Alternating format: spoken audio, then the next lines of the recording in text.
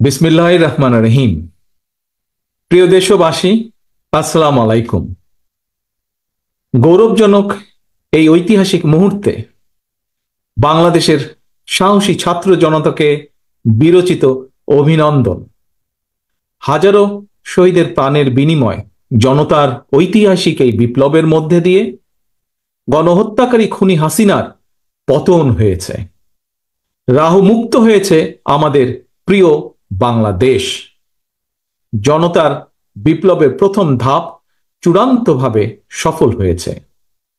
লাখো শহীদের প্রাণের বিনিময়ে অর্জিত বাংলাদেশ কখনো পরাজয় মানতে পারে না।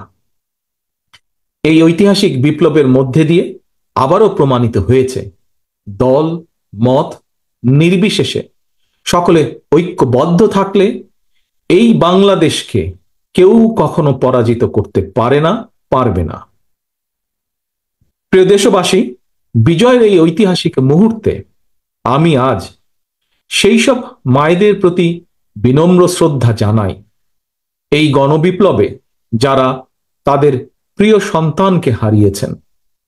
এভাবে গত 15 বছরে ফ্যাসিবাদী শাসনকালে অনেক সন্তান তার প্রিয়তম পিতাকে হারিয়েছেন, অনেক স্ত্রী প্রিয়তম স্বামী হারিয়েছেন।